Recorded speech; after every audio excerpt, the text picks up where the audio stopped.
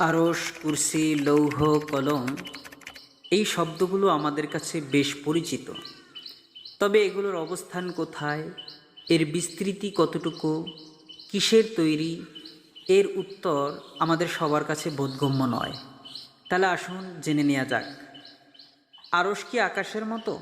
কোনো দার্শনিকের মতে আরশ হচ্ছে গোলাকার একটি আকাশ এর মতো, যা গোটা বিশ্বজগৎকে চতুর্দিক দিয়ে পরিবেশন করে রেখেছে।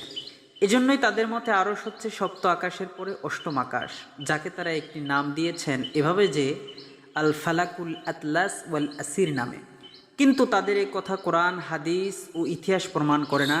তার কারণ হচ্ছে আমরা কোরআন, হাদিস ও ইতিহাস ঘাটলে দেখতে পাই যে আরশের অনেকগুলো খুঁটি বা স্তম্ভ রয়েছে, যে খুঁটি বা স্তম্ভগুলো ফেরেশতারা বহন করে, অথচ আকাশের কোনো স্তম্ভ নেই এবং তা বহন করার জন্য কোনো ফেরেশতারও প্রয়োজন পড়ে না। কিন্তু আরশ তার ভিন্ন রূপ। সুতরাং আরশকে অষ্টম আকাশ বলাটা কশিন কালো ঠিক নয়। আরশের বিস্তৃতি। বাথা নামক স্থানে একদিন রাসূল করিম সাল্লাল্লাহু আলাইহি ওয়াসাল্লাম কিছু সাহাবায়ে কেরামদেরকে নিয়ে বসেছিলেন। হঠাৎ করে আকাশে একখণ্ড সাদা মেঘ দেখতে পেয়ে সাহাবীদেরকে জিজ্ঞেস করলেন, তোমরা কি জানো এটা কি? সাহাবায়ে কেরাম উত্তরে বললেন, এগুলো হলো সাদা মেঘ।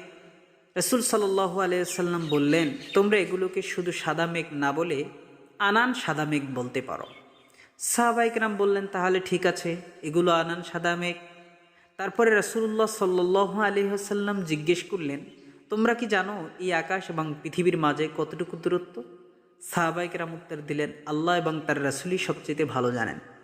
তখন আল্লাহর রাসূল সাল্লাল্লাহু আলাইহি ওয়াসাল্লাম বললেন, তোমরা শুনে রাখো, আকাশ এবং পৃথিবীর মাঝখানে দূরত্ব হলো 500 বছরের দূরত্ব। আর এক আকাশ থেকে আরেক আকাশের দূরত্ব হলো আবার 500 বছরের দূরত্ব। আর প্রত্যেকটি আকাশ তার পুরুত্ব বা মোটা হচ্ছে 500 বছরের সমান। সুবহানাল্লাহ। আর এই সপ্ত আকাশের উপরে আরেকটি সমুদ্র আছে, যে সমুদ্রের উপর থেকে গভীর তলদেশে যেতে 500 বছরের দূরত্ব। আর পুকুরের উপরে আছে 8টি পাহাড়ি মেঘ। প্রত্যেকটি পাহাড়ের অর্ধেক পর্যন্তই দূরত্ব হচ্ছে পৃথিবী ও আকাশের মধ্যকার দূরত্ব। আর এই সপ্ত আকাশ, সমুদ্র, 8টি পাহাড়, তার উপরে আছে আরশ। সুবহানাল্লাহ। তাহলে বুঝতেই পারলেন আরশের বিস্তৃতি কতটুকু এবং এর অবস্থান কোথায়। কারা আরশের দায়িত্বশীল? আপনি জানলে আরও অবাক হবেন যে এত বিশাল বড় আরশ, আর তার বহনকারী হচ্ছে মাত্র 8 জন ফেরেশতা। তাহলে ফেরেশতারা কত বড় বা বিশাল তা কি ভাবা যায়? তা চিন্তা করাই দুষ্কর।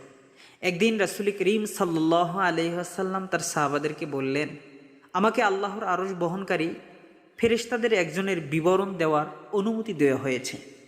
আর তার কথা যদি আমি বলি, তার বিস্তৃতি এতই বড় যে তার কানের লতি ও কাদের মাঝে 700 বছরের ব্যবধান। সুবহানাল্লাহ।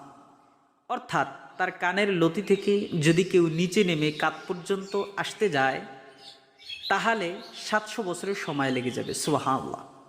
আরশের অবস্থান কোথায়? আপনি জানলে আরও অবাক হবেন যে পুরো আরশ পানির উপরে ভাসমান। যেমন আল্লাহ সুবহানাহু ওয়া তাআলা সূরা হুদের 7 নং আয়াতে বলেন, যার অর্থ হচ্ছে, আর তিনিই তোমাদের আসমান সমূহ এবং জমিন সমূহ সৃষ্টি করেছেন 6 দিনে।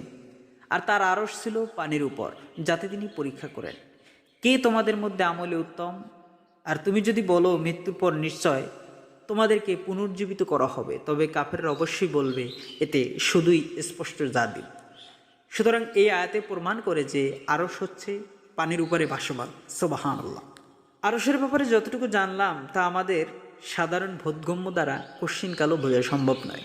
আল্লাহ সুবহানাহু ওয়া তাআলা এর বিস্তৃতি তার উপরও, যেখানে বান্দার কোনো কিছুই গোপন থাকে না। সুবহানাল্লাহ।